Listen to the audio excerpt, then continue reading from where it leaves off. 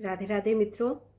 आज मैं आपके समक्ष फिर से उपस्थित हुई हूँ और आज मैं आपके समक्ष जो है भगवान की एक बहुत छोटी सा जो है वो प्रसंग आता है भक्त और भगवान की लीला के बारे में।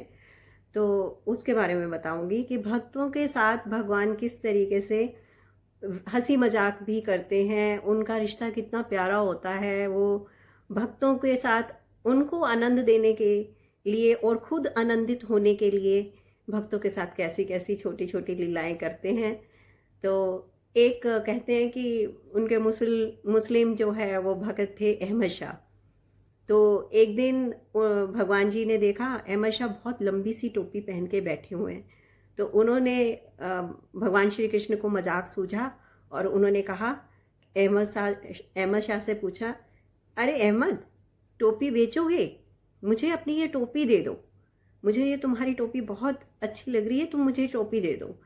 तो अहमद ने भी मन में सोचा कि ये भगवान को मेरी टोपी की क्या ज़रूरत पड़ गई है, इतने सारी तो पोशाक हैं, ज़रूर ये कोई ना कोई मेरे साथ लीला कर रहे हैं, हंसी मजाक कर रहे हैं। तो वो समझ गए, तो वो भी मजाक के मूड में आ गए। तो उन्होंने कहा कि तुम्हारे पास पैसे वैसे तो है नहीं, तुम कैसे खरीदोगे मेरी टोपी?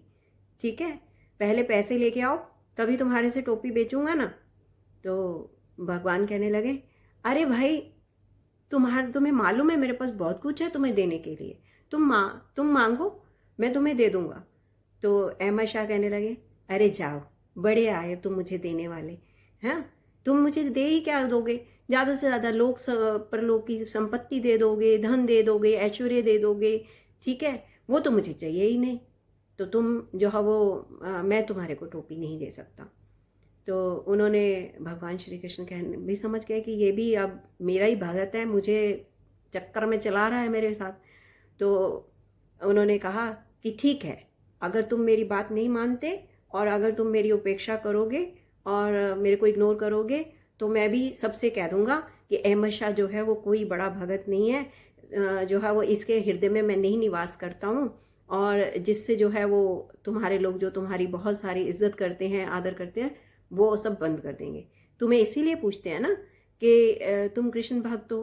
तो अहमद शाह कहने लगे, झट से उन्होंने भी जवाब दे दिया पलट के भगवान जी को कि ठीक है, अगर तुम ये कहोगे लोगों को, तो मैं भी लोगों को ये जवाब दे दूंगा कि भगवान को पाना जो है वो कोई बहुत मुश्किल नहीं है। भगवान को पाने के लिए ये जो भ्रम फैला रखा है ना कि बहुत सारे जप करो, दान करो और इतने इतने पाठ करोगे, भगवान के साथ साधना करनी पड़ेगी, जाके तुम्हें जंगलों में जाना पड़ेगा, इतने सारे जन्मों जन्मों के पाप नष्ट होंगे, तब कहीं जाके भगवान के दर्शन होंगे, ऐसे करके।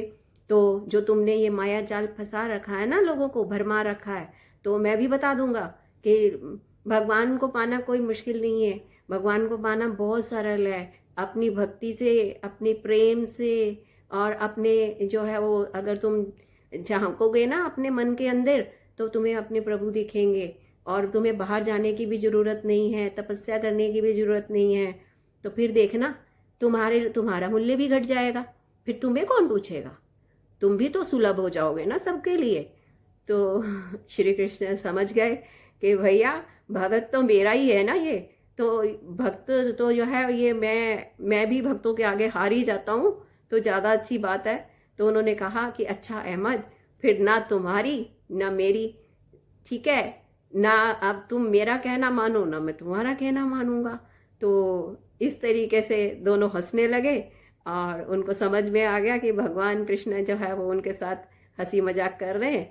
तो ऐसा ही रिश्ता है दोस्तों भगवान का और भक्तों का, कि भक्तों के बस में भगवान हो जाते हैं, उनको उनके साथ लीला करने में मज़ा आता है, आनंद मिलता है, और भक्तों को भगवान के साथ रहने में, उनके साथ उनका अनुभव करने में मज़ा आता है। तो ये नहीं है कि सिर्फ अगर हम ये सोचें कि सतयुग में या त्रेता में ही भगवान के दर्शन हुआ करते थे या भगवान का लीलाएं जो हैं वो उसी समय हुआ करती थी, ऐसा कुछ भी नहीं है। आज भी अगर आप अपने मन में झांकोगे, मन में प्रेम उत्पन्न करोगे भगवान का, तो आप नित्य छोटी छोटी घटनाओं में भी आपको एहसास होगा कि जो है वो भगवान आपके साथ हैं और भगवान आपका नित्य ख्याल रख रहे हैं और वो भक्तों के साथ छोटी छोटी लीलाएं भी करते हैं। सिर्फ और सिर्फ कमी है तो हमारे में है कि आजकल की भाग दौड़ में भरी जिंदगी में हमारे पास ठहराव है ही नहीं, शांति से बैठने का समय ही नहीं है, भगवान के साथ जुड़ने का समय नहीं है। थोड़ी सी घंटी बजाने से, आरती करने से या इतना सा करने से ही अगर हमारा मन भी जब तक शांत नहीं होता है तब तक हम